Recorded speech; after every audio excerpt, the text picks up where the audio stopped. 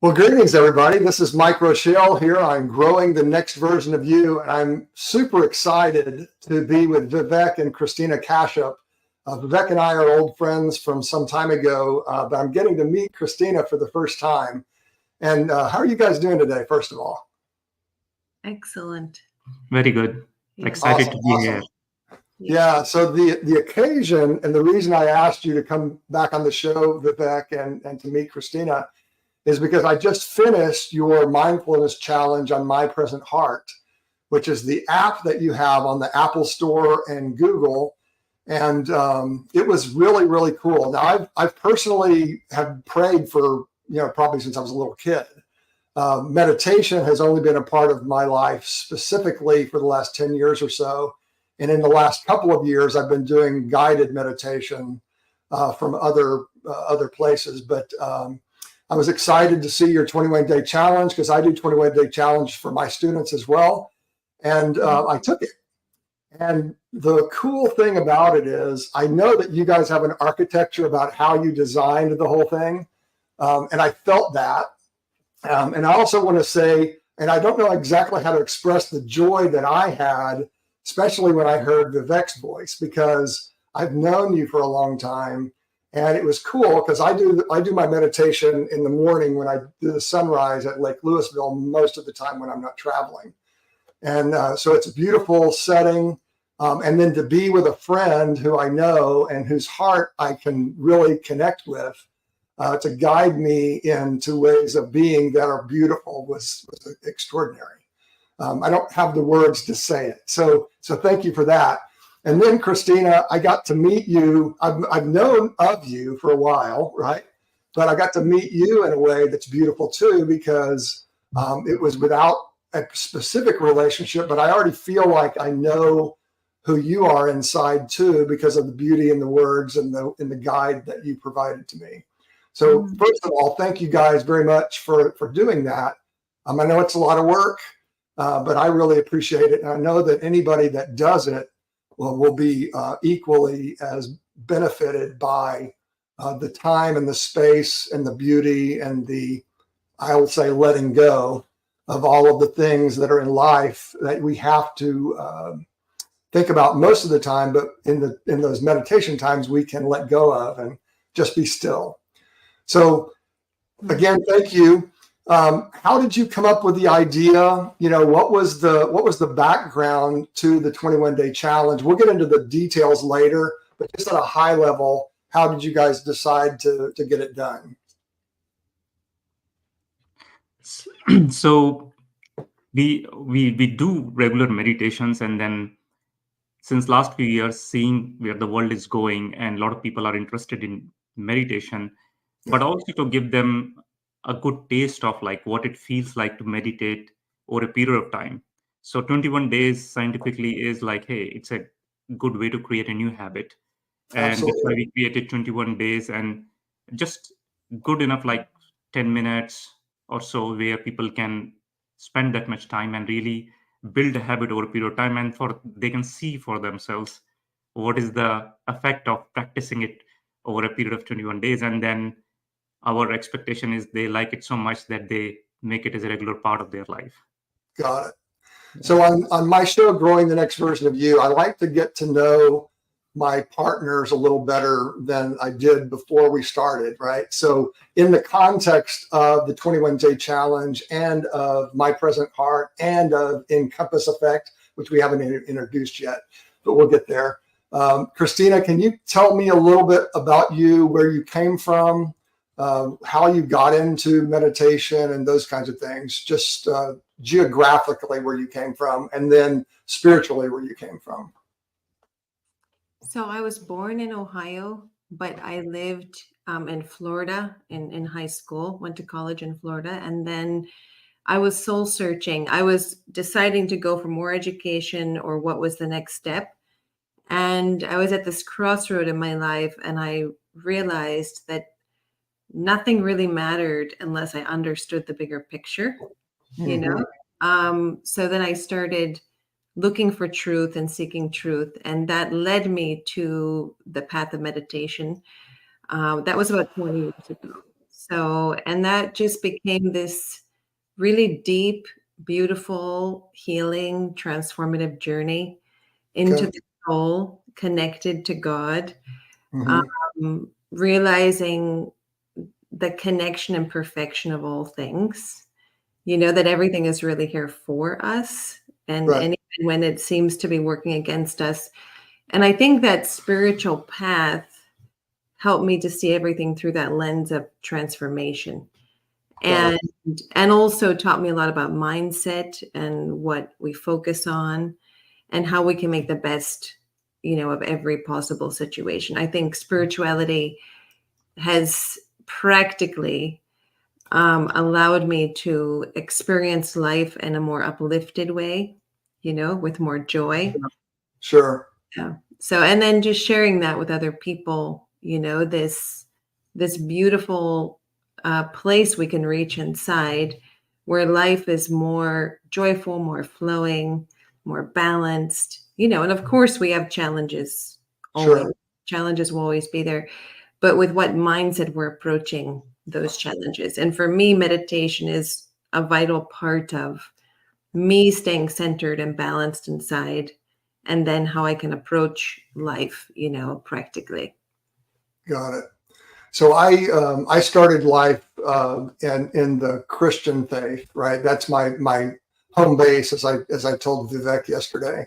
But I've been learning a lot about different faiths through my friends who also have a present heart, right? Which are also seekers that are looking to ways of connecting to others that are real and powerful to change not only ourselves but the culture, right? As we grow beauty and love and joy as the basis for relationship across differences, right?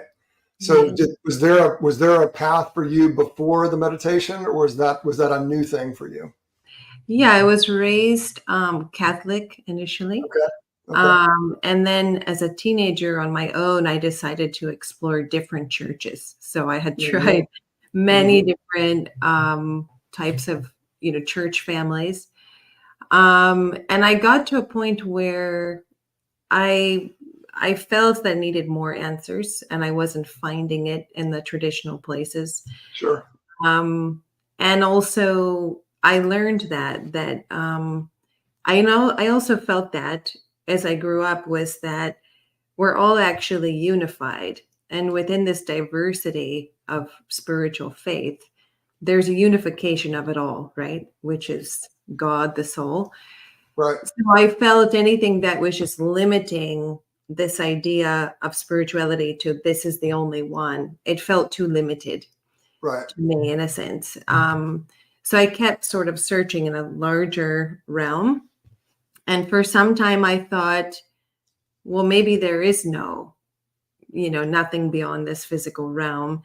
So Yeah. I had to reach that point of disillusionment to then really reach out, to God, Mhm. to the universe, and say, please show me the bigger picture. And Right. ultimately, reaching that place of not knowing if there was anything beyond the physical led me to this place of surrender. And then everything opened up from there, Right. from Very surrender. cool. Yeah. Well, thank you for sharing that. I appreciate it. And Mm. Vivek, I know you've talked about this on the show before, but just in case somebody's meeting you for the first time, you're from India. What was your predominant place of faith, and then how did you get to where you are now? Yeah, so I was born in New Delhi in India, and I was born in a Hindu family. And Mhm. my uh, formative years were mostly practicing Hinduism. And I was raised by my maternal grandmother, so she was kind of my guide. So wherever she would go to a temple or any gathering, religious gathering, or like singing, like kirtans, we call it. So I would go with her, and then that's how I understood most of the things. And then in my summer holidays, my uncle would bring the comic books, and just like all the kids would have comic books of, say, Batman, Spider-Man, but my uncle would bring comic books of all the Hindu scriptures. They were in form of comic Mhm. books. So that's how I read all the scriptures. They were in form of comic books, so it was interesting. So I got a It good works for understanding of kids that. in all faiths.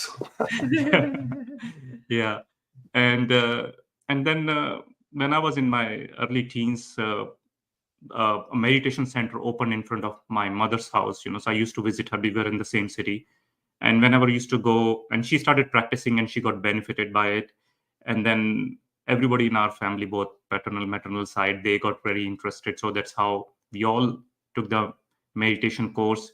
And this was taught by an organization called Brahma Kumaris, which is a woman-led spiritual organization, which is unique in its own way, because in India, all the spiritual organizations are led by men. So this was led by women, and it has a very wonderful way of explaining all the bigger answers to the bigger questions, like Christina was mentioning. And that's how I got introduced. But I was a teenager, and then you don't practice meditation that much, but I liked it always.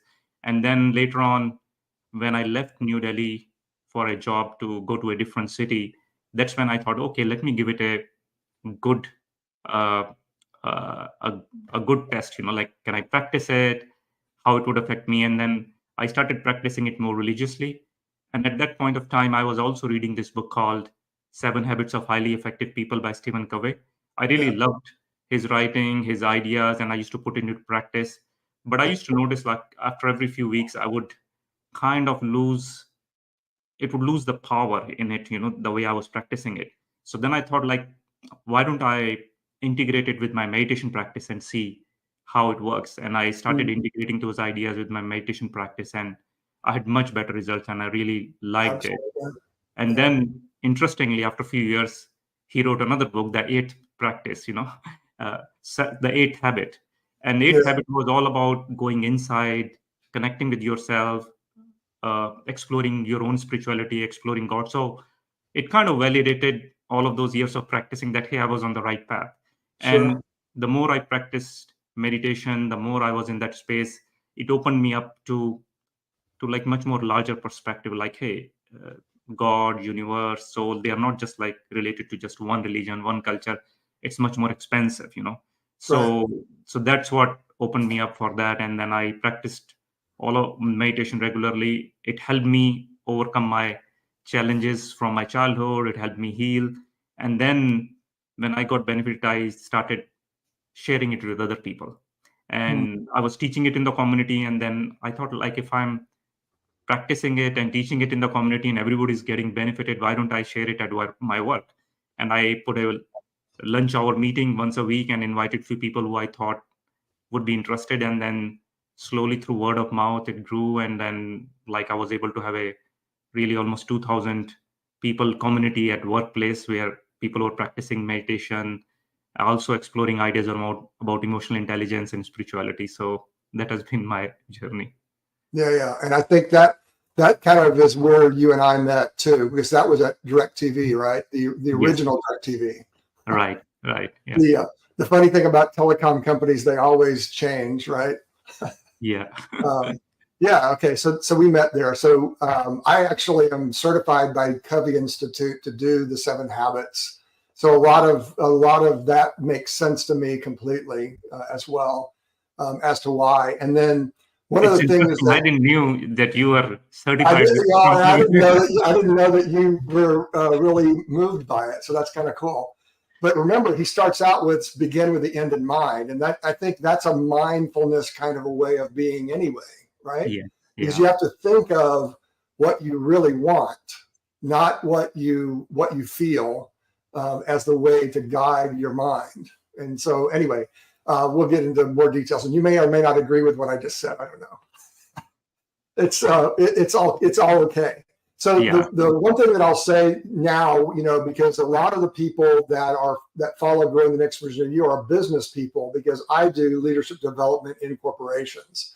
And so everything that I do, even though I am Christian, I try to open it up. It depends on how you think of it. I'm either leveling it up or leveling it down. It doesn't, whatever model you're using, to say what are the principles that we can all agree on, right? That are the things to move forward with. I've settled on virtues, and I think you and I've talked about that quite a bit.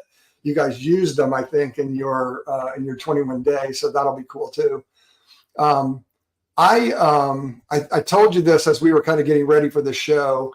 Whenever when I'm seeking and I'm opening myself up to things, the way that God works with me is that he gives it to me either in a dream or in a vision when I wake up. And what I mean by a vision is a picture, right? It's actually an answer to something that I've been working on how it can work.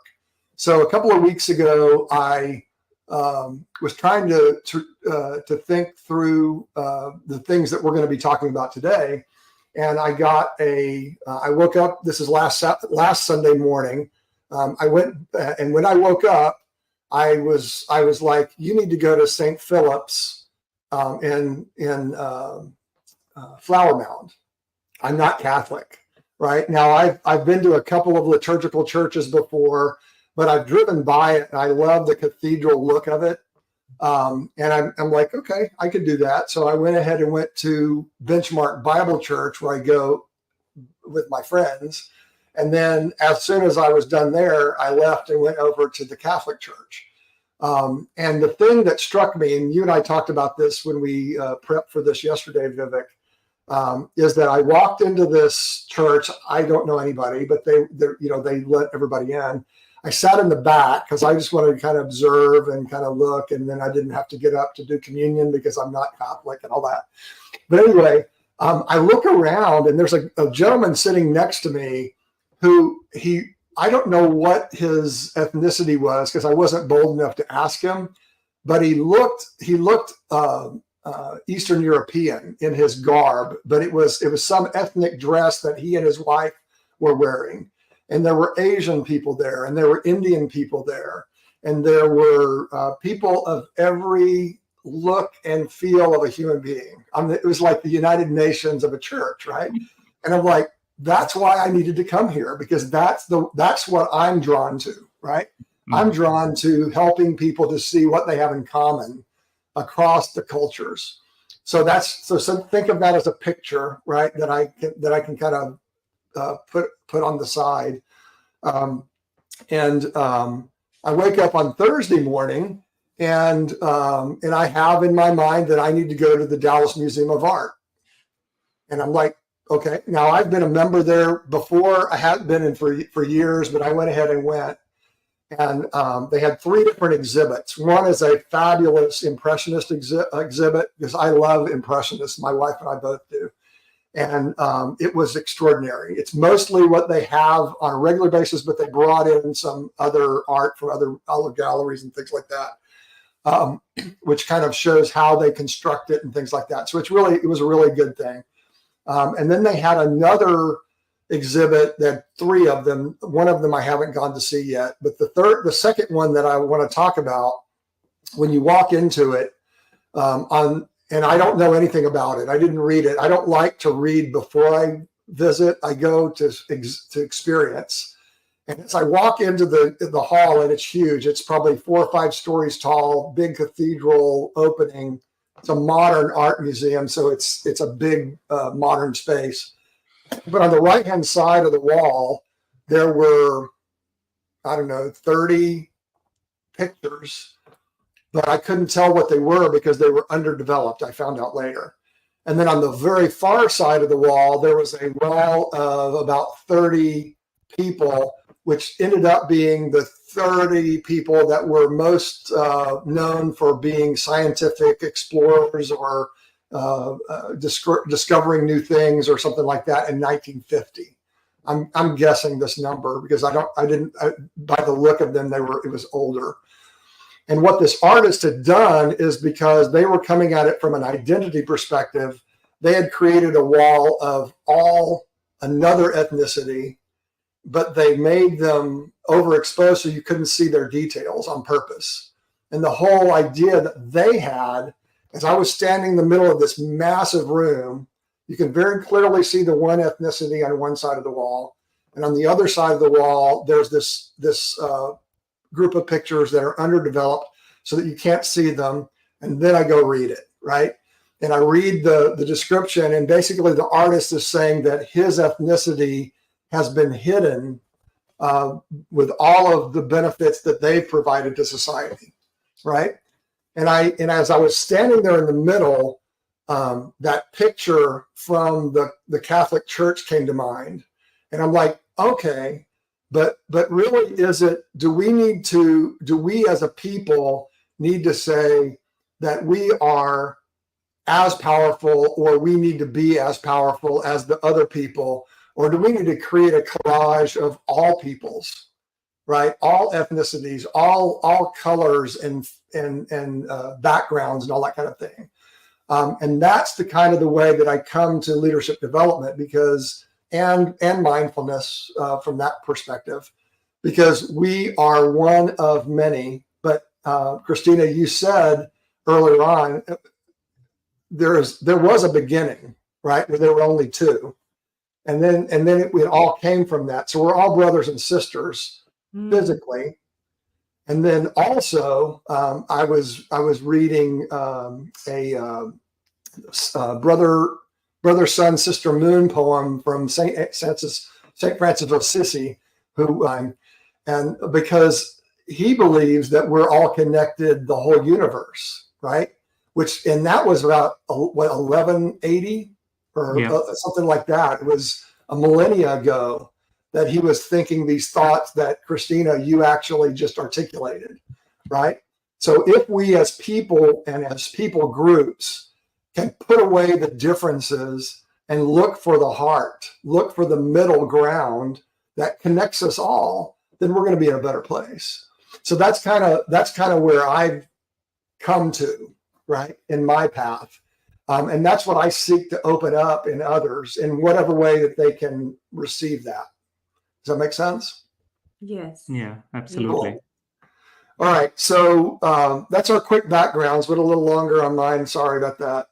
What I'd like to do now, I'm going to bring up a slide that you guys created for me.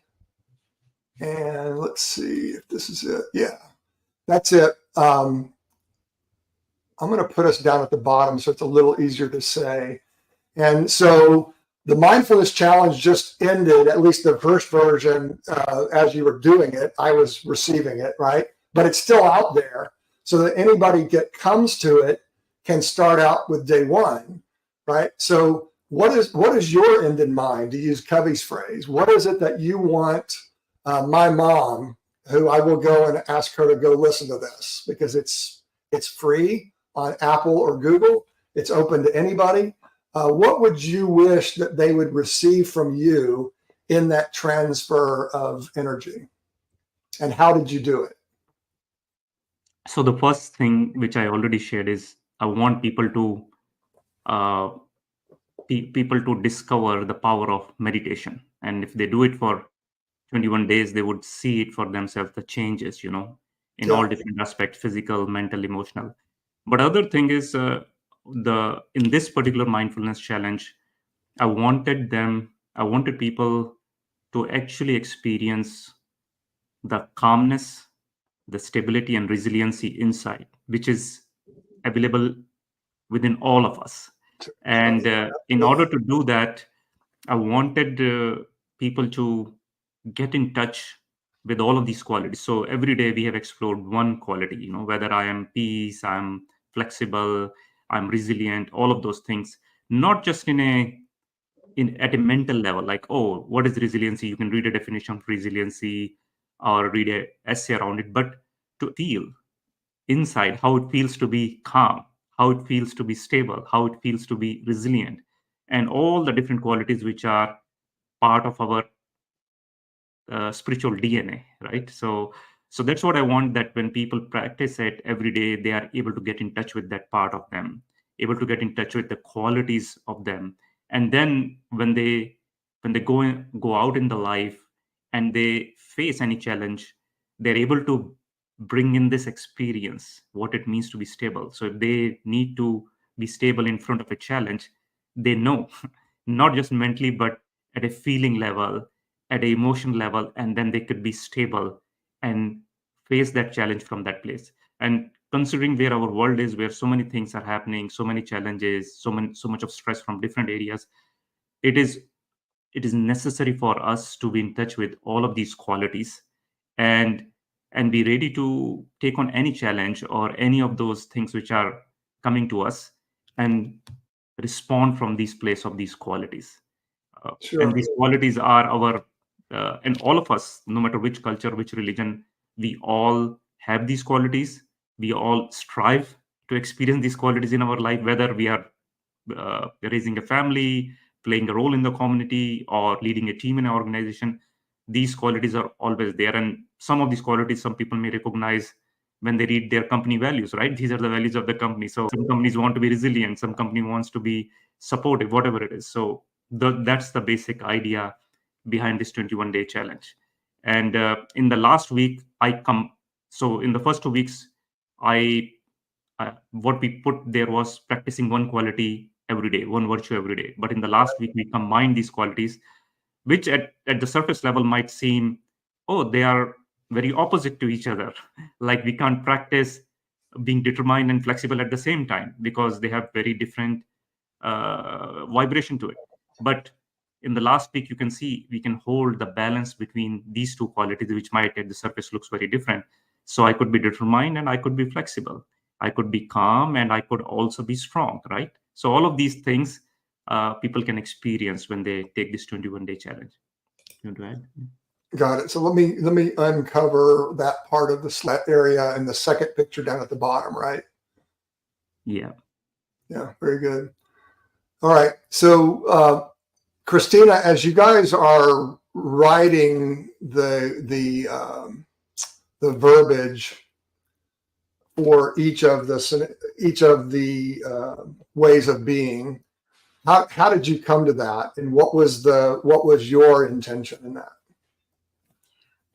We have a similar process to you where we, receive, like we open ourselves up for what is the highest good for Right. everyone in this experience.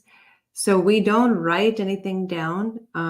We center ourselves in an open space. We connect, and then we allow it to emerge. I mean, before we started recording this, we had an idea. These are the virtues we want to bring forward, and then these are the ones we would put together at the end, so people can feel them in tandem and balanced. But when it comes to the actual recording, it is in the moment, Very and good. we're receiving and we're open to what needs to be said. And it comes a lot from our practice in Raj Yoga, where we learned meditation, because in that practice, one of the foundational tenets is that we are all virtuous divine beings, and that's our natural nature. And so all of these qualities are actually natural to the soul: to be calm, to be stable, to be peaceful.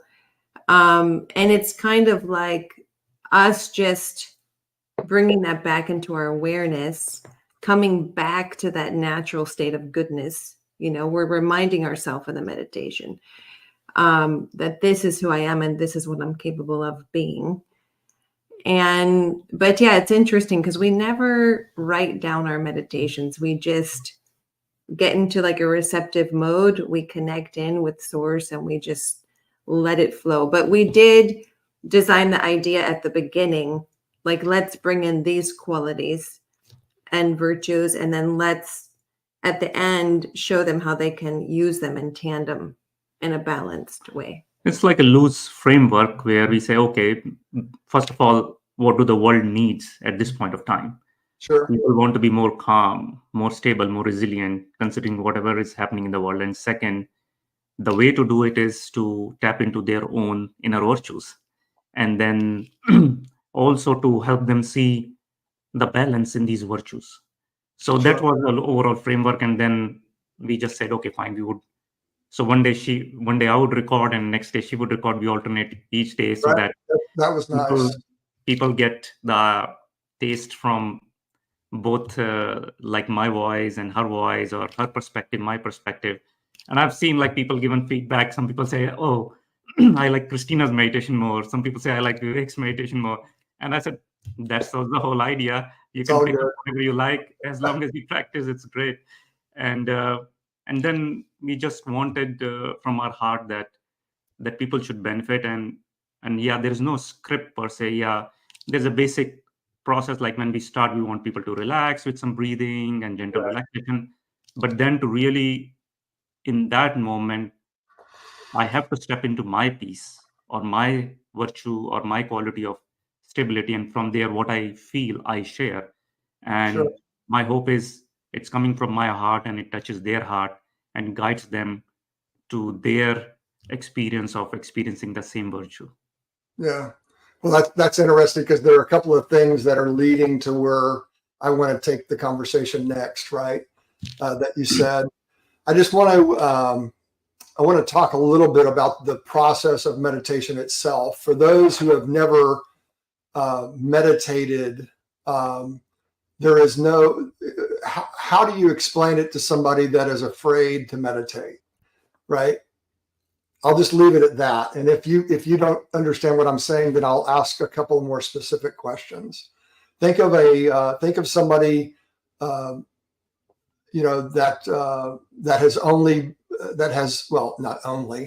is of one mind regarding their spirituality, and they're not as open as we have been in our conversation together.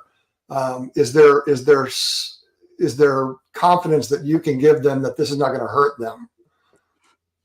Yeah. I mean, something I think that is not well known maybe is that prayer is a form of meditation. Absolutely. Sometimes people differentiate prayer versus meditation and the word and the verbiage of that. But meditation is really, if you go back to the Latin root, it's really what you're thinking about.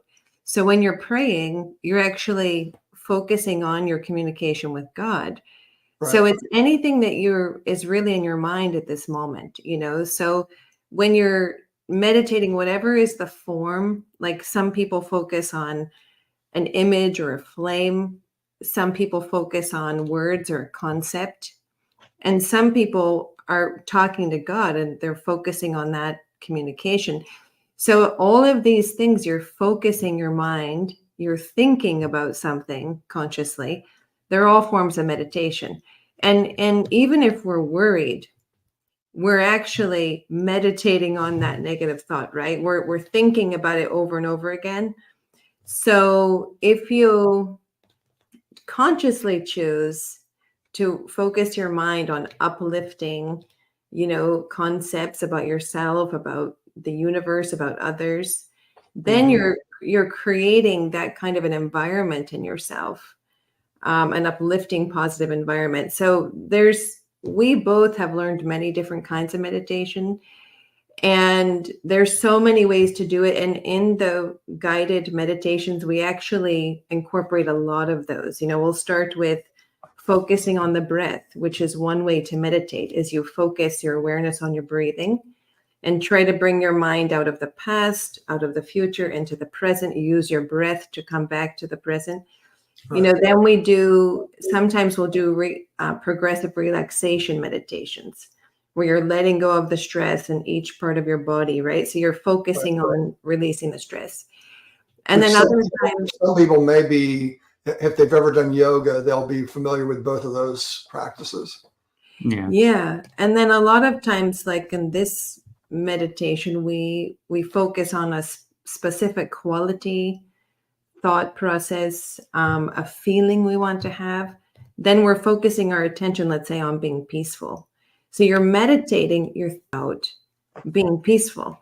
And when you're thinking about being peaceful, at the same time, you're not going to be having angry thoughts about this project, or, your attention is on this feeling of peace. So there's really a lot of ways to meditate, and we actually bring a lot of those in, but when they're actually meditating on God, and it's all things we're thinking about, but it's a conscious thinking, and we're doing it at a more elevated level of thinking when we're meditating. We're trying to have more elevated thoughts that uplift us, really. Got it. So just to add to that from a Western perspective, because this is the thing, there were, and I told Vivek this many years ago. I was afraid to meditate in the way, because I was thinking I would have to become a yogi and levitate and all these things, because that's what you see in the movies, or that's what has been characterized, from it, on altered states of consciousness and things like that. Now, one can get to those levels. I'm not saying that's bad. I'm saying that's a good thing. But for somebody that's an initiate, that might be frightening. The interesting thing I just thought of while you were speaking, Benjamin Franklin in his autobiography talked about trying to become perfect. And the way that he did it is he wrote down a list of all the virtues, and then he would focus on a virtue until he had obtained it. So I think Benjamin Franklin was being mindful, back in 1776 and before. He was meditating on that. He was being mindful of that or thinking about that. Yeah. That's amazing. If you see the word, like we say something is premeditated.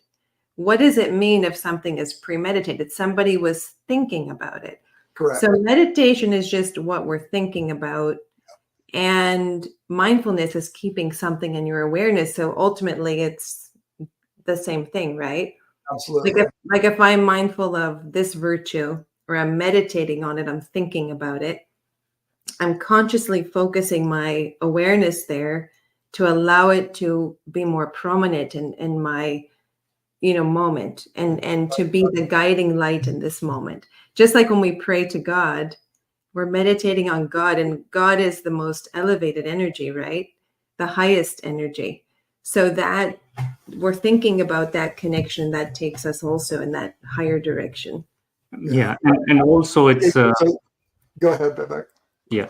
Also, you have to understand, like you could use different modes of meditation, whether you chant, you use affirmations, you use guided meditation, whatever it is. But ultimately, the goal is to get in touch with that part of you, which is already carrying that particular virtue or vibration. So virtue, like you can talk about, like we can have a whole hour conversation on being peaceful, but 1 minute of deep experience of peace is beyond all of that lectures and 1 hour of conversation. So you can use different techniques, but ultimately you have to go beyond, in the sense beyond your mind, because we all have those virtues, we all have those qualities.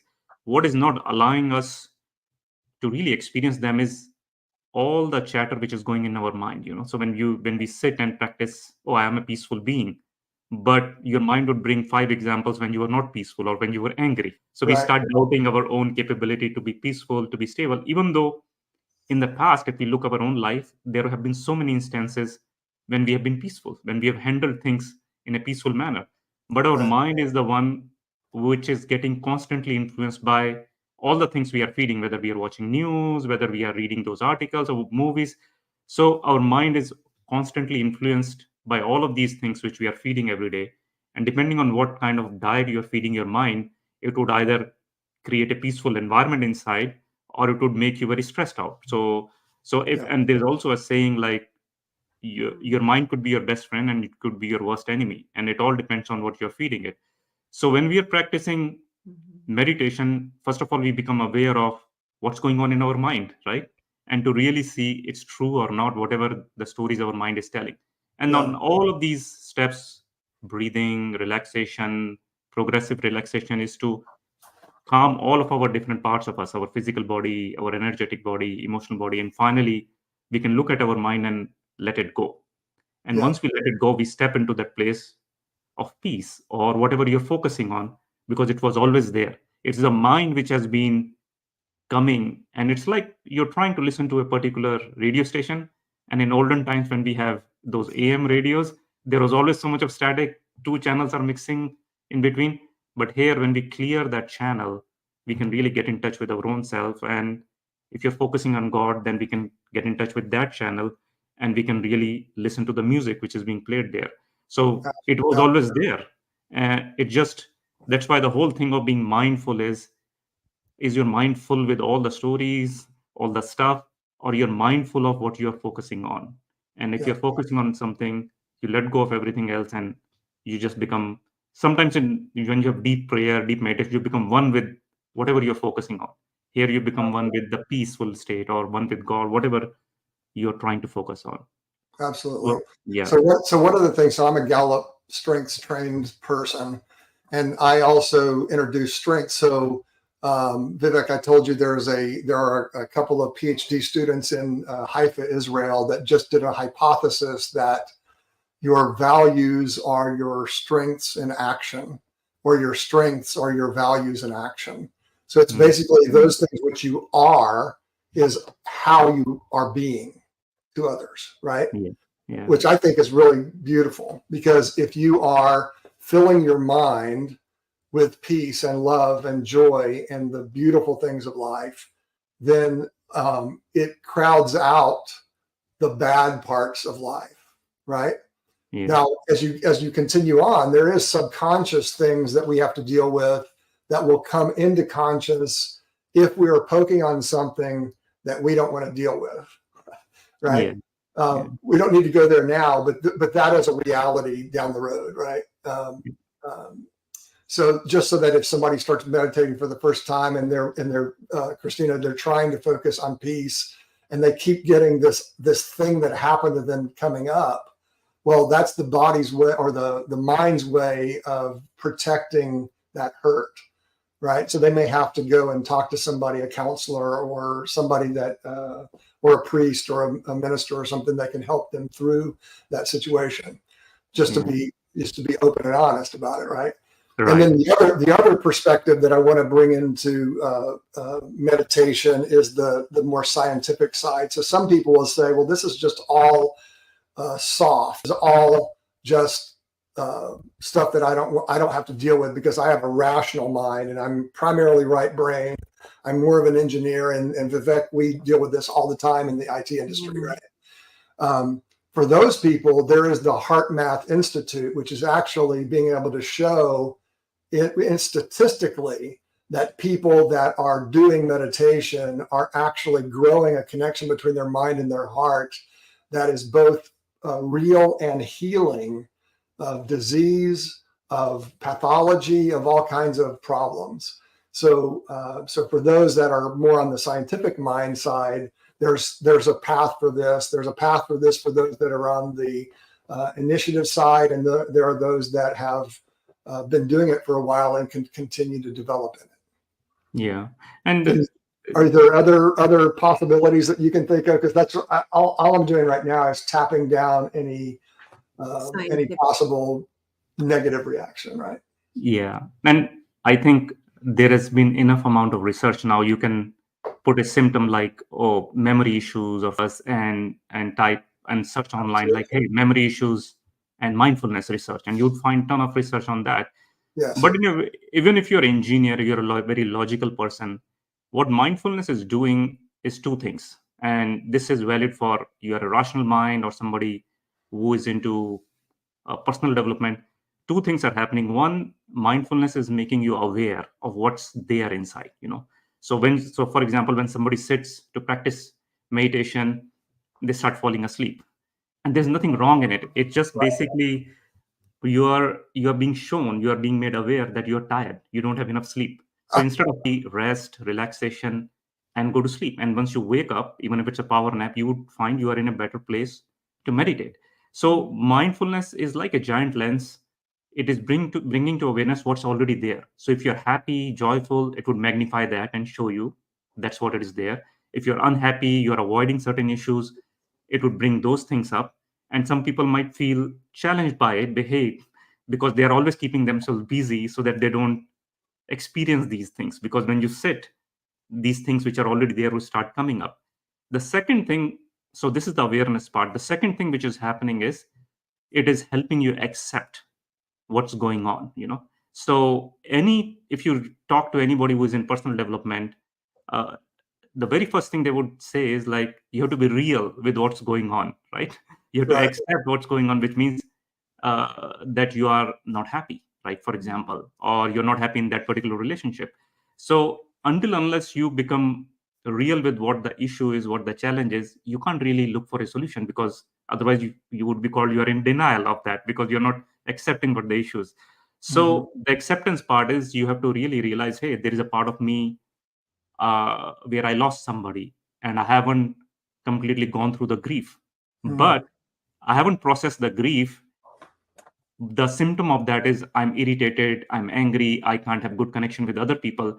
But when you sit with in your practice of mindfulness, first of all, you become aware you're angry, and if you sit long enough, you would realize the anger is just a symptom, but the underlying root cause of it is a grief, right?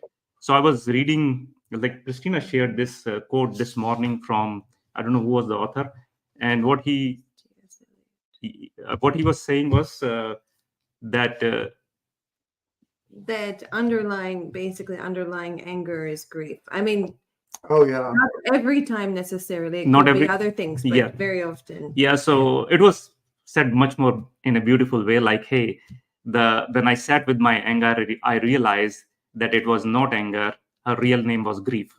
So Right. so now you realize, hey, the awareness is that there's unprocessed grief there. So your next step would be, how should I process this grief? And then you take whatever path is there. So if you are not aware of it, you're struggling with this outside symptom. But once you become aware, then you start working towards it. And then people can carry grief for years, but you can expedite this whole process of healing, where instead of spending 5 years carrying your grief, you can do it in 6 months or 6 weeks. Right. So mindfulness helps you become aware and also helps expedite the acceptance period, and which is a life-changing thing. You don't have to carry those things which are not serving you anymore, whether it's your anger or your bad habits or whatever it is. So mindfulness, in I simply tell people, it's a preventative medicine, right? If you practice it every day, you would automatically avoid so many different issues because you would become aware of it. And what you become aware of it, you can change it. Absolutely. So what are the things that you just said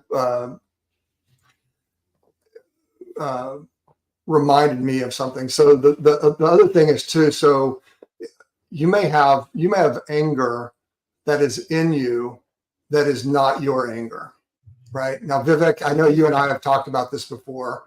I had my grandmother had anger. I won't go into all the details of why she had it, but she had it. She passed it along to my mother. My mother had it. My mother passed it along to me. Now, it was not a vocalized thing, right? It was either a nurture thing from a way of thinking, or it was a DNA thing where those emotions passed along with the epigenetics from daughter, or from mother to daughter to son, right? And I know this for a fact because when my grandmother died a few years ago, she was 91. I experienced relief on my side of the ocean. I live in Texas. She was in Offenbach, Germany. So there are a lot of things in the connectedness that we are with one another and within our environments and within our communities, because I would imagine that a lot of the anger that we see in the streets, there's a lot of it, is not necessarily just the anger that those individuals have, but is passed along generation to generation. And the mindfulness can help you to identify and, as you said, sit with it and figure out from where it comes. You may not, you may not be able to completely deal with all of it, but a lot of it you can. Yeah. Like, for example, I do one-on-one coaching with people. So when I'm doing one-on-one coaching, I can zero on exactly what's the root cause of it. So there's a process. I did training from this modality called Heart IQ by Christian Pankhurst. I did training for like 7-8 years. And when I'm working with them, I can actually feel into in their system where they're storing whatever they're storing and what is the root cause of it. So all of this would, and everybody's situation is, so even though anger is anger, but everybody has a different flavor. Right. Whatever has happened. And it might not be anger. It may be other emotions. Exactly. Right? It could be any emotion. Yeah. Right. So you can zero on a root cause and say like, okay, this is what it is. And now we should work on this to handle. So then you can devise a program with mindfulness plus certain other tools which can help them. Yeah. And if there are challenges where they need to take medication or whatever it is, they have to do that. But all of these could become supportive pillars for them to, one, to become aware of what's going on, and second, to come to a quicker acceptance on all of those things. And then they become free, and then they can live the fullest version of their life, right? And not everybody is willing, they can't see or they don't take responsibility for the energy they're putting out, because maybe they're not working on themselves at that level, like maybe your grandmother. So in those situations, then you have to do your own practices of mindfulness, of awareness, so that you're not affected as much by those people around you. So you can create more of an inner balance, right? Because we do affect and get affected by the energy and the environment, which is, why it's so important that we do take care of ourselves, because it affects everybody in our life. Right. And the world, our animals, everything around us gets affected by our vibration. But also, to your other point of people who will see this conversation as too spiritual or too woo-woo, and they want more scientific proof. I was I wasn't going to say woo-woo, but I'm glad you did. I was like that at one point in my life, and I do feel that when you need things proven to you, it's because you have this allegiance to truth. Like, you don't want to believe anything that's not provable to you. So there's nothing wrong with that. And the main thing you have to do in that situation is experiment with things and see what works for you. Because at the end of the day, if someone is very scientific or everything needs to be proven, or they're very much in their head, and they may not be also, but is that working for them? That's the question. Are you able to be happy and peaceful and joyful with what you currently believe? And if so, then they're doing what works for them, right? So why would they seek out anything if it's working for them? But if it's not, if they're not feeling peaceful and they are feeling inundated by stress in the world and their environment and their life, then the best thing they can do is just experiment and try different things until something is proven to them by their own experience, because that's what they need, right? And they can try with different forms, and they don't have to have a belief until they have their own real life experience. And also the 21-day mindfulness challenge is an experiment. You don't have to believe anything I'm telling you. You just sit and practice, and from your direct experience, you figure it out. Is it working for you? Yeah. And everybody's different. You can fine tune whatever it is. Like, for example, you have 21 days of. So one of the things that in the post that I did for my followers, I said, look, Vivek says words like mantra. What does mantra mean in your terminology, Vivek? What is a mantra? Mantra is just simple. It's a simple affirmation, right? You can translate it as like it's a simple affirmation or a focused thought which you are giving. So people, for example, some people repeat the same word, like I'm powerful, I'm this, and it creates a particular energy. They can totally feel into it. So that's a mantra. That's it. Yeah. And you and I talked about, I think of affirmation, and even affirmation is a little strong for some people, right? Yeah. So the whole idea is that if somebody uses a word that is not your word, you don't have to throw out everything that they're saying. Yeah. Translate it in your own mind into the way that you want to accept it, right? So anyway, in a more simpler way, it's a centering thought, something you can focus your mind on and let go of everything else. That's pretty much it. Very good. I'll give you an example. Yesterday, I had this really powerful meditation in the morning. And the feeling I got in the meditation was everything is perfect. It's perfect. So then I thought, okay, for the rest of the day, I'm going to focus on this thought. We can call that a mantra. We can call that being mindful. We can call that, something I'm meditating on. But I'm trying to maintain that awareness. Maybe? Yeah. Focusing. I mean, that's what it is. You're just saying, this is beautiful. I want more of that. Exactly. So then if I can maintain that feeling and awareness with that thought that everything is perfect, then when thoughts come up of, oh, why isn't this like this? Or the mind wants to bring up judgment or it gets into fear, I can bring this thought back in. We can call it a mantra, we can call it a focused thought, or that I'm meditating on thinking about this thought, but it's in my awareness. Now the trick is keeping it there. The trick is coming back to that again and again to keep creating that feeling of perfection, of wholeness. Because our mind, fear and survival is very clever, and it will instantly try to figure out what is not safe in the environment, what needs corrected in the environment. So having something that you can focus on in your mind, we can say mindfulness, meditation, whatever you want to call it, a mantra, to bring you back into that awareness where you felt that wholeness, that connection, that peace. Absolutely. And whether whether you realize or not, at any given point of time, you're focusing on something.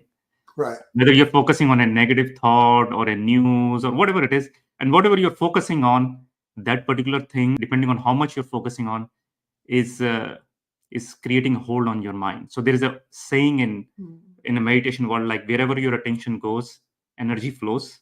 Energy flows, life grows. So it doesn't matter what thing you're paying attention. You may be paying attention to a negative thing or a wasteful thing, and that particular thing, your energy is flowing, right?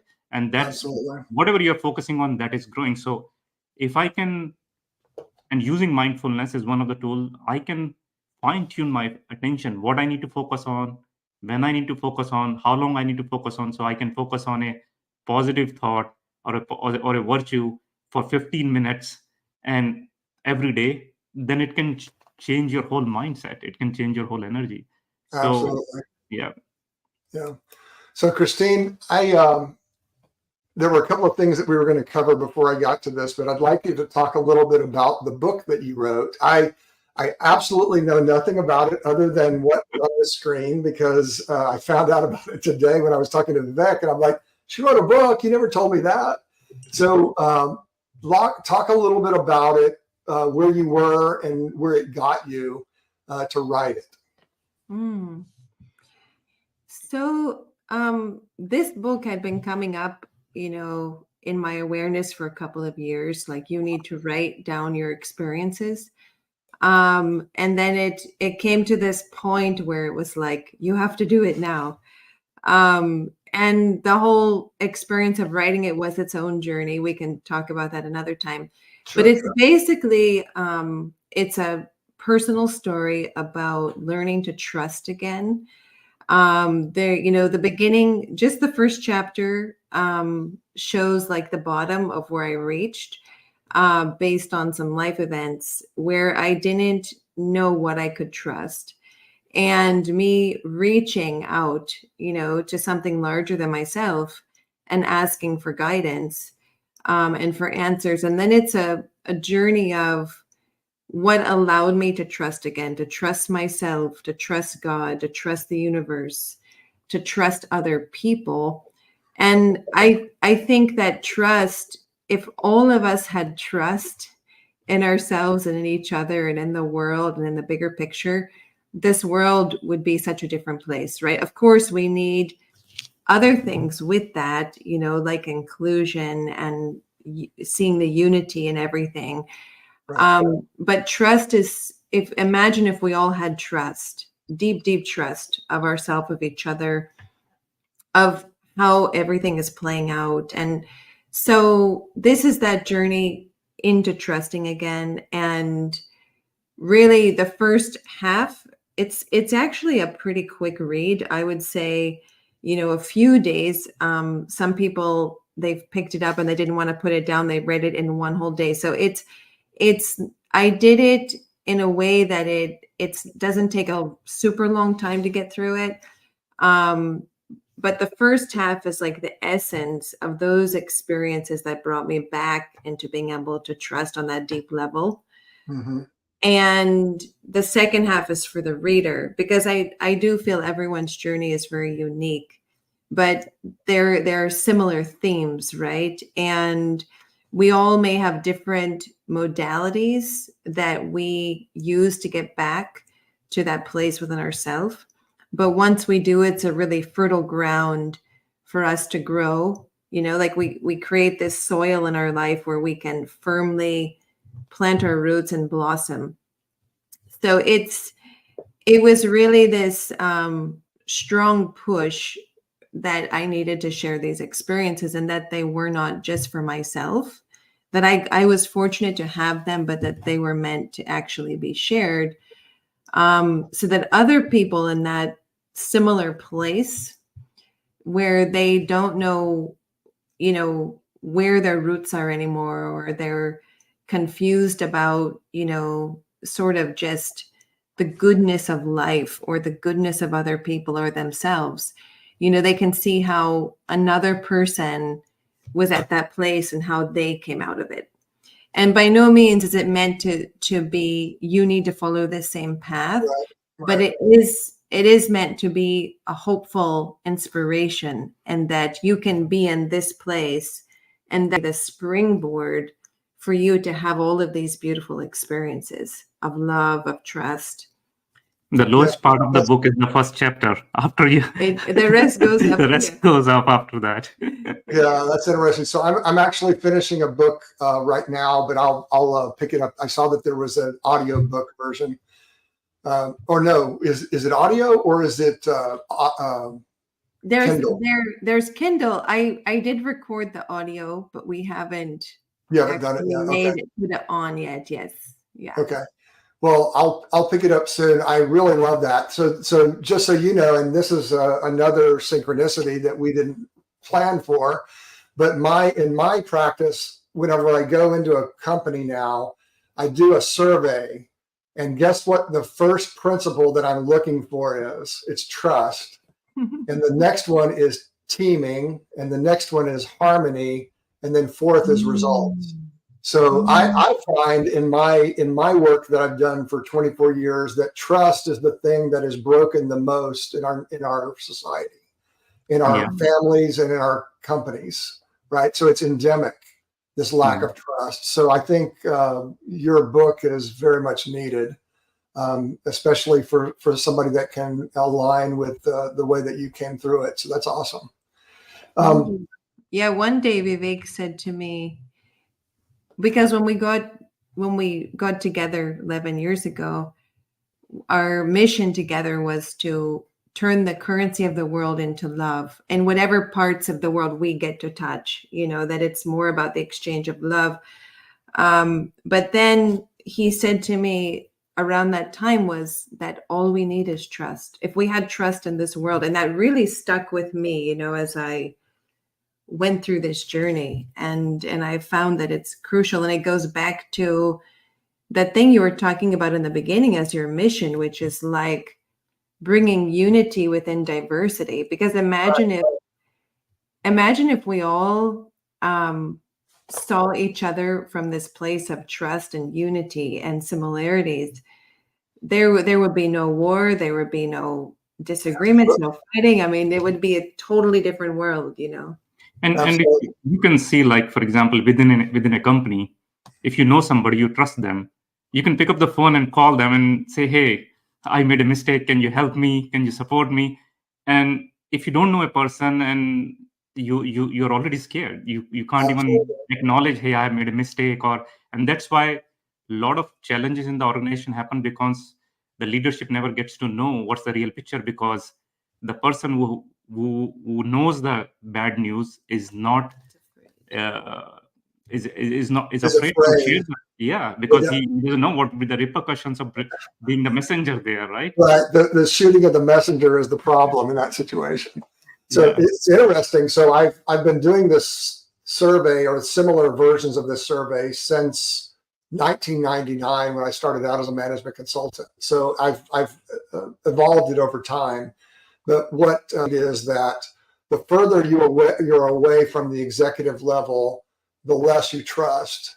But primarily because you have less understanding of where the vision is, right? So I think vision and trust are very well connected. So it's about an alignment, an attention to where the path is that makes a big difference.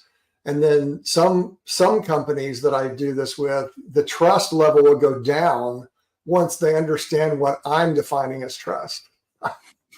Right. Because, and you just see it. I mean, I've seen it over and over and over again. And depending on the leader that I'm dealing with, I have a very, very detailed survey, and I have a very low number of questions survey. Because if somebody doesn't want to deal with things, then why ask the question, right? So in the initial conversation, we always make the question. And those that I've worked with, Vivek, like you, for many years, invariably they'll pick the big one because they want to know, right? Because they're going to actually deal with the stuff, right? Where people that are not courageous in their own mind and in their own leadership can't go there. They won't go there. Because then it's a possible ding on them, right, for bringing up the thing that they can't deal with. So what I'm going to do now, in any organization, when you are on a journey to grow, you need to have difficult conversations. You need to come to terms with this is not working, or that part of the organization is lacking trust, or whatever it is. But if you do not have basic trust, you can't even have a conversation around these things. Right? How would you even forget about growing if you don't have a trust? You can't come to a realistic view of this is the issue. And everybody knows trust is an issue, but again, how it is defined, how it is practiced is very different. Like we can all use the same word, I care for you, right? But when you really ask them what does care really means to you, everybody would come up with a different answer to what does care means, what does respect mean. So to bringing it in the open and having conversations so that we can understand that, hey, because I might be saying I care for you and I would do things based on my definition of care, another person is doing their version of care, but it's totally different, but we are missing each other all the time.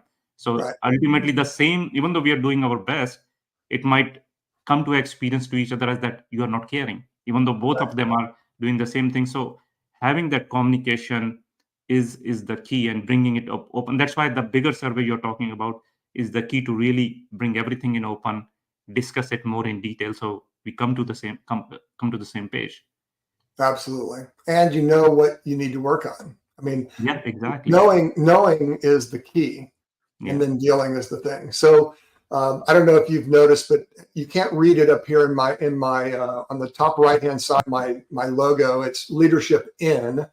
And the N stands for next. So it's the subtitle is the name of the show, which is growing the next version of you.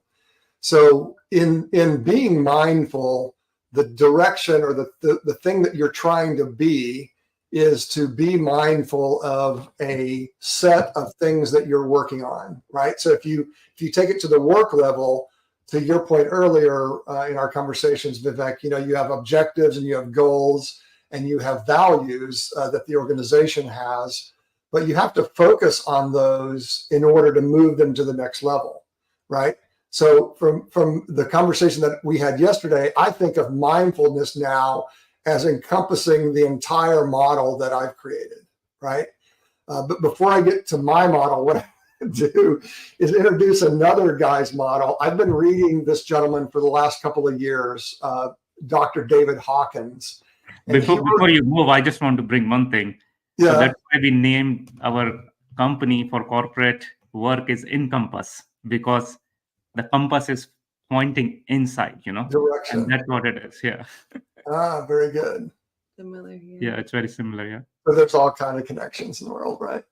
I'm going to bring this up and I'll talk about it a little bit. Let's see. I'm going to put it in here. Yeah.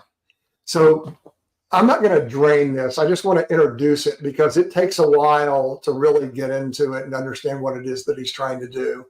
But Dr. Hawkins was a really interesting guy. He's passed on now, but there's a lot of videos of him on YouTube where you can hear him talking about maps of consciousness.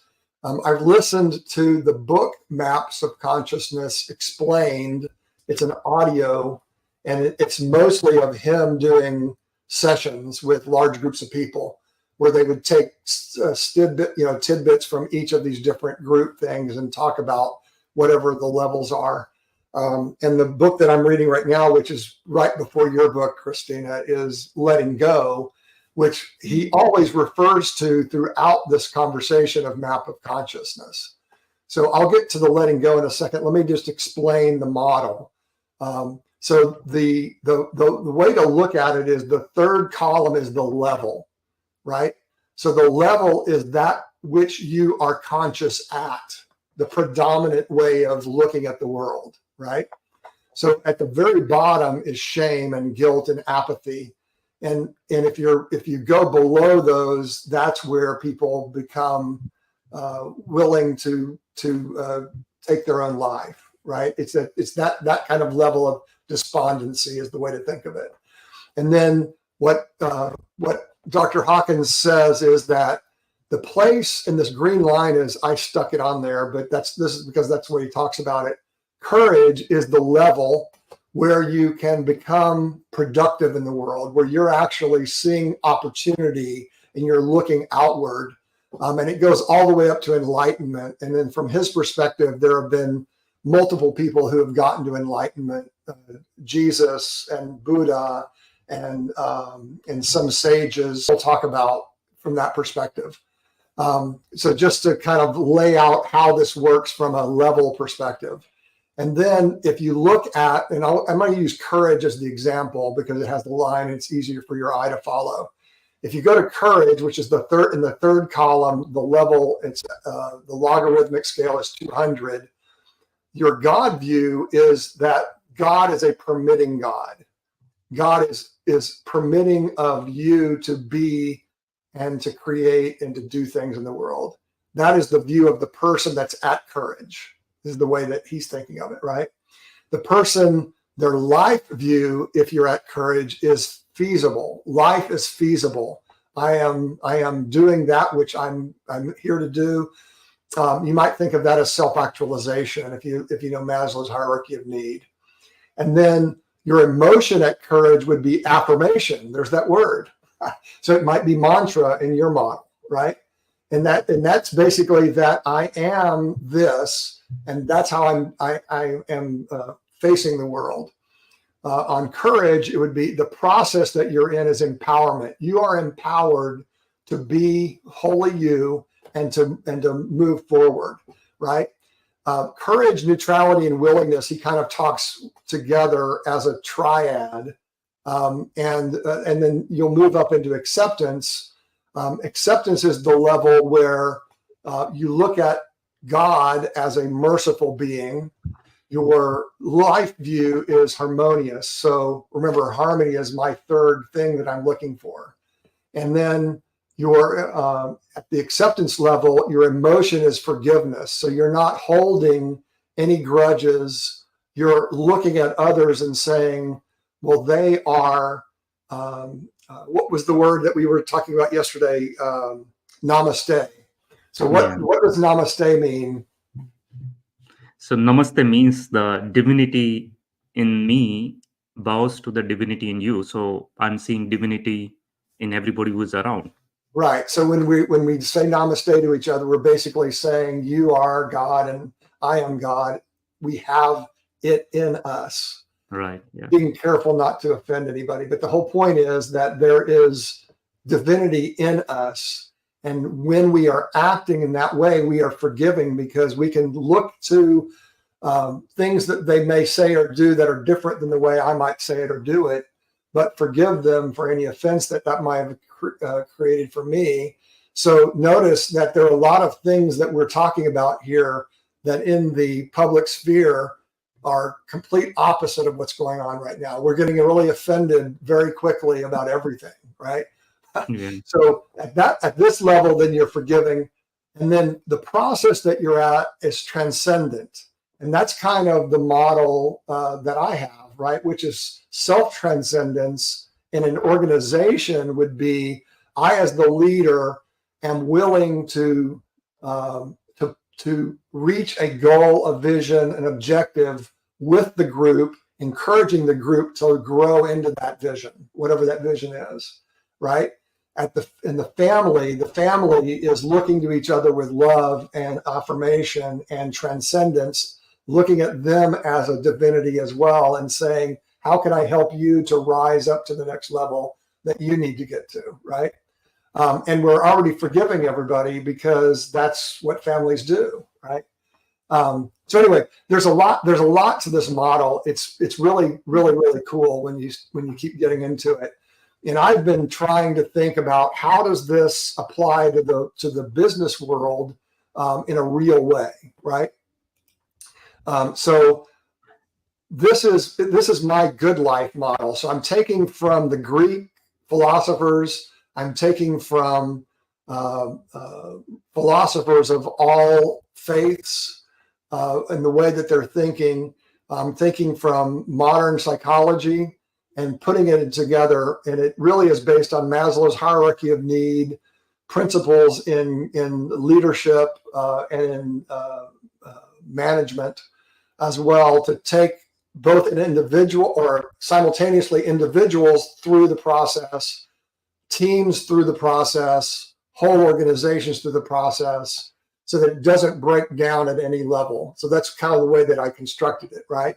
We don't need to get into all of it, but we have the same basis, you and I, in our conversations, that virtues or character is the place where everything begins, right?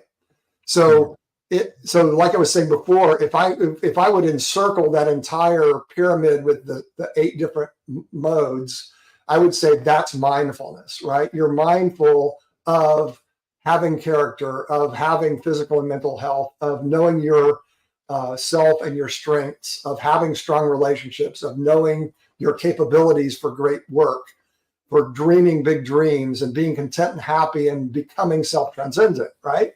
And you can do all of that. This is all obtainable simultaneously.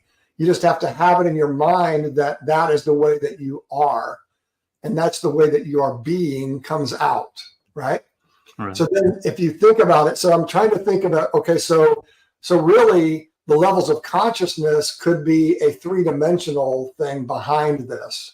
So behind this, if one we're starting off at fear, they could still do all of these things at some level, right? And function. But by letting go of the hurts, of the pain, of the things that we do and are that are offensive to others, right? By letting go of all of that stuff, and we can work ourselves up to pride. And as Dr. Hawkins says, if you're at the anger level, anger can move you forward to obtain certain things, right? So you might then become prideful, but prideful is still devoid of love. It's still about me, and it's only about me. So then when we get to courage and then all the way up to love, then we're well past the hurtful stuff, right? Mm-hmm. And we're letting go and we're becoming more into whatever the next level of us is. Okay. Yeah. So I wanted to lay that out for you just to see if you see any kinks in that way of thinking, or if there's addition that you can make to it in this conversation. So I would lay it out first. What questions do you have? Because there's a lot going on here, but I'm willing to go wherever you need to go if you want to. So I like the model overall because it basically covers everything, for you to reach to that place of becoming self-transcendent, right? Right. What I really want to add to this is there is no, even though it's been shown in the previous slide, like how there are there is a different row and each row has a particular set of things in right. it, and then you move to the next level. It would not be that clear cut. You finish this and you move to the next level. They're all gray areas because absolutely you're work in progress. And if you see Ted Lasso, he uses a word called progress, which is we are all mess and we are all progressing at the same time. So yeah, I like that. Let me move back and let me say what you just said and make sure that I'm understanding what you're saying. So basically what you're saying is, and one of the things, and I probably didn't define it well, what Dr. Hawkins says is that you'll have a predominant level, right? So, and what you're saying is that if I'm at willingness, that doesn't mean that I'm not going to have a thought that is a fearful thought. Exactly. Right. Yeah. So, but if I'm predominantly at acceptance, when I get a fearful thought, then I'm going to go and I'm going to be mindful about dealing with that fear in a way that's aligned with who I am at the acceptance or the willingness level. Right. Right. Yeah. Is that what you're saying? Yeah. And like in my personal journey, I've seen, like, for example, if I'm angry, there is a stage where I get angry and I'm not aware. The anger just comes, and depending on my behavior, whether I explode or I suppress my anger, it is on autopilot. But then when I started practicing mindfulness, I became aware when the anger comes. Yes. Yes. And in certain situations, I might not have enough control to not to express that anger. Yeah. But I would choose in that moment, hey, I am choosing to express this anger. So there is this awareness which comes, and I insert that choice. I'm choosing to be angry, which is more powerful than being on autopilot and being angry, and you don't know what's really happening. And Right. as that awareness grows more and more, then there would be a point where I would have enough power to choose, no, I don't have to use anger in this situation. I can choose more understanding, more love, more acceptance, whatever it is I want to bring in. But it has happened over a period of time, and that awareness has allowed more acceptance to come in. That acceptance could help heal me from my anger or whatever it is, but it has given me enough power to not be on autopilot with my negative behavior, or whatever emotion in that moment. So, Absolutely. and sometimes I would still go back and fall into my old ways, but slowly I would keep on moving. And like, for example, just their line of courage and pride, I could be a very prideful being and everything is about me.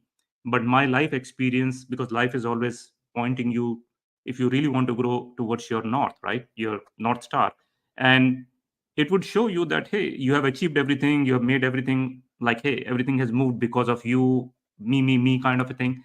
But you would still not be very happy. You would not have deep connection with the people. So something is missing in that formula of being in that place of pride. So then you would start opening up and saying, it's not about me. There are so Right. many things where other people Right. have helped me move forward. And then as you start taking action from being prideful to more towards courage, more towards openness, you would start experiencing connection with other people. You would start experiencing more happiness, more joy, because now it's not about you, it's about shared Right. happiness, shared this thing. So you would still fall into your prideful behavior, but now you start experimenting, which is the key. You start experimenting and seeing, oh, being courage, bringing in courage, even though I have some fear, Yes. I'm able to open myself and experience more happiness, more joy, more connection, So Absolutely. And one of the things that you've said multiple times here is that is openness, right? So the way that I think of openness, I think it's a synonym with humility. yeah. Right? You agree with that? Yeah, absolutely. Yeah, because in humility, we can be everything that we are, right? We can be. I can't think of the author anymore, but there was an author that I read some time ago that said that some people think of themselves as a circle that's this big, right? And they want to keep everybody else as a circle that's this big, right? And there's no humility in that. That's tyrannical behavior, or at least it's not optimal behavior. Yeah. But in reality, what happens is that if you think of yourself as this big, that if you allow for others to be big too, then together you're that big, right? You're not just double what you were before. Now you're 4 or 5, 6, 8 times what you were with that person, in humility, listening and encouraging and bringing them up into whatever they can be as well. Yeah. So And I think it's a dimensional thing, right? It's not just a singular thing. And yeah. I think you hit the nail on the head. This is not meant to be saying that anybody is doomed to be anywhere. From that perspective, if you have certain strengths, right? That you out of 34 in the Gallup system, you'll have about 10 to 14 that are your top strengths. Then you'll have middle strengths and your lesser strengths. Just because you have something in your lesser strength arena doesn't mean that you can't become that, because all you need to do is to focus on that mindfully, and then you can raise that up in your consciousness to being whatever that deficiency is, and then that deficiency goes away. Yeah. But you have to be humble enough to know that you can be better in order to get there. Yeah, like the word openness itself means, what are you open to? You're open to learning more because you don't know everything. Right. And especially what you don't know. So you're Right. open to learning, which means a part of you is humble enough to acknowledge that I don't know everything. And when you go with that attitude, you can relax in not knowing, that you don't have all the answers. You go into a meeting room and you can say, I don't know everything and I'm open to learn, open to different ideas. So you can relax. You don't have to keep that facade or keep that personality of I know everything and I need to be accurate. So that would be very stressful if you have to always keep that face like I know everything, right? And you would be under stress and everybody else around you would be under stress too, because now they cannot come and share any ideas, because what if I am wrong? Because this guy knows everything, I have to be accurate. So people would be like, I rather keep my mouth shut and let this guy speak because he knows everything. And there, because of your attitude that you are not open, you thought you know everything, you missed the opportunity of everybody else contributing to that idea. That's why in some meeting rooms you would see only one guy speaking, who is the boss, right? Because he knows everything and nobody wants to be feel stupid or ridiculed because they have a bad idea. And there you miss the collaboration from everybody else. So openness itself has an inbuilt humility in it. Hey, I'm here to learn. Don't have all the answers. I can relax. All of you can relax and share. We can work on this together. Mike, can I point something out on your slide? Sure. 2 slides, if you go back also. So I really like this. It looks like eternity to me, how you have. Yes. Yeah, it's an infinity loop. And how you have spirit at both ends, Right. The spirit is the part that's eternal. And you have that in double the amount as to the mind and body. Right. It's almost like on that previous slide, that bottom half of emotion and view of the world of God is more limited and related more to the body, just a physical existence. But as you go up on that chart in emotion and understanding and God view, then you go more into the unlimited, into the spiritual. And then when you go into that bigger field, your emotions increasingly become more elevated. And we use the word open, but in that space, you have less and less ego. Right. Which here you have fear, you have pride, which is ego, right? As you let go of that limited view of the self and come more into the unlimited view, this spirit, then you go into those higher emotions. And the spirit being that part that is really eternal, it's both, you have it at the bottom, it's like our foundation.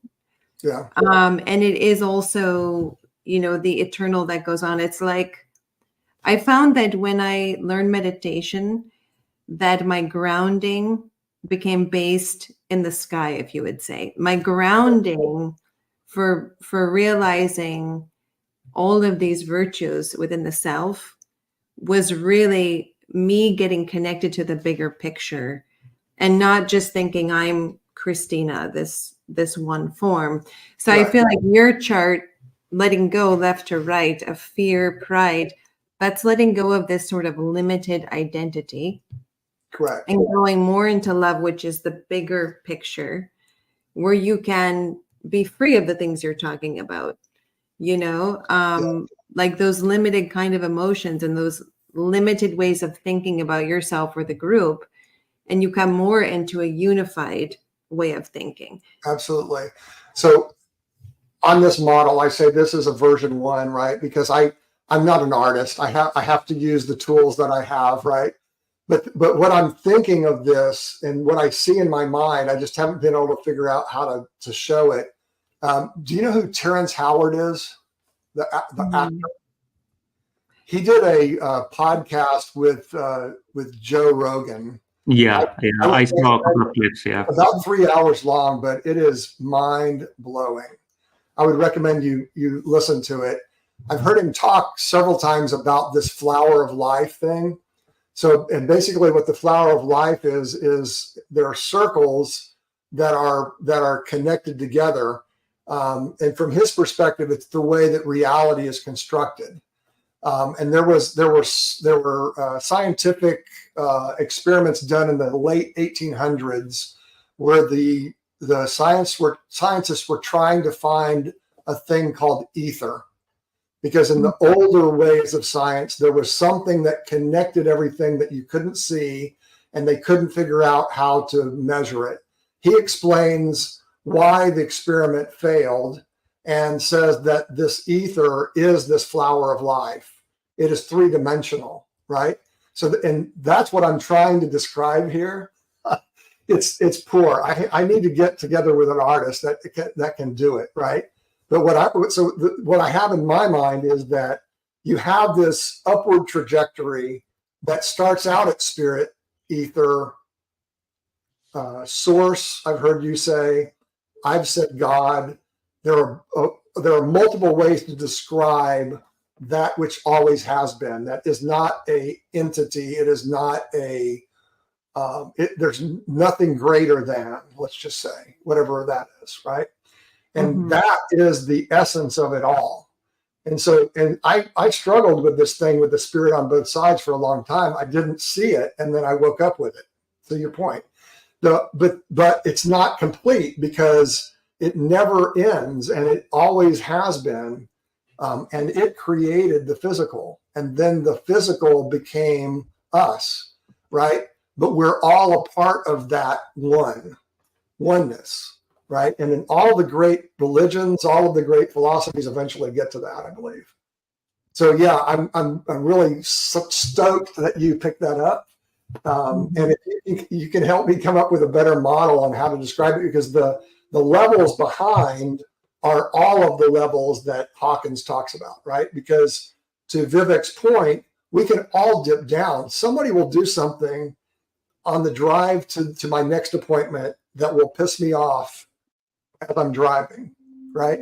Hawkins actually uses this example, and he goes, in that moment, you have to be clear with yourself that if you could, you would ram them.